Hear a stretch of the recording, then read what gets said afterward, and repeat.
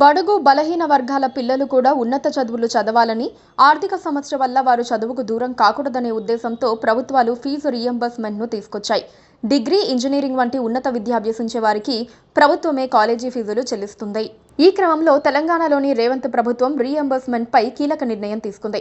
ఓ రకంగా చెప్పాలంటే విద్యార్థులకు ఇది షాకింగ్ విషయమే అని చెప్పవచ్చు. ఇకపై విద్యార్థులకు 75% హాజరు లేకపోతే రీయింబర్స్మెంట్ రాదని తెలంగాణ సర్కార్ స్పష్టం చేసింది. ఫీజు రీయింబర్స్మెంట్ పై తెలంగాణ ప్రభుత్వం సంచలన నిర్ణయం తీసుకుంది. ఇకపై డిగ్రీలో కనీసం 75% హాజరు లేని విద్యార్థులకు ఫీజు రీయింబర్స్మెంట్ వర్తించదని, కట్ చేస్తామని తెలిపింది.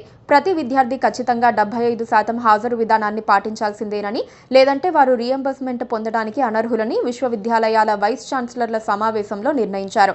రాష్ట్ర ఉన్నత విద్యామండలి కార్యాలయంలో గురువారం నాడు ఈ సమావేశం జరిగింది. చైర్మన్ బాలకృష్ణారెడ్డి ఆధ్వర్యంలో ఈ సమావేశం జరిగింది. దీంట్లో కీలక నిర్ణయం తీసుకున్నారు. ఇకపై డిగ్రీలో కనీసం 75% హాజరు లేకుంటే అలాంటి విద్యార్థులకు ఫీజు రీయింబర్స్మెంట్కు అర్హత లేదని వారు స్పష్టం చేశారు. ఈ నియమంపై ప్రభుత్వాలు గతంలోనే ఆదేశాలు జారీ చేశారని చెప్పారు. అయితే చాలా కాలేజీల్లో దాన్ని సరిగ్గా అమలు చేయటం లేదని ఈ సందర్భంగా ఈసీలు ప్రస్తావించారు. అందుకే ఈ విద్యా సంవత్సరం నుంచి 75% హాజరు ఉంటేనే ఫీజు రీయింబర్స్మెంట్ వస్తుందని ఖచ్చితంగా తెలియజేయాలని సూచించారు. ఈ మేరకు తప్పనిసరిగా ఆదేశాలు జారీ చేయాలని నిర్ణయించారు. ఫీజు రీయింబర్స్మెంట్కు హాజరును అనుసంధానించడం వల్ల విద్యార్థులు తప్పకుండా విధిగా కాలేజీలకు వస్తారని, దీనివల్ల కొంతవరకు విద్యా నాణ్యత మెరుగవుతుందని వారు అభిప్రాయం వ్యక్తం చేశారు.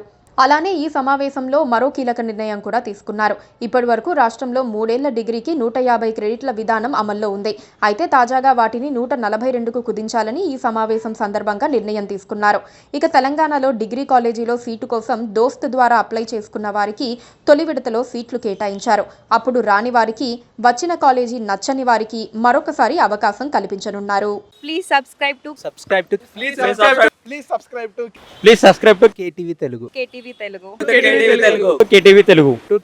Telugu channel.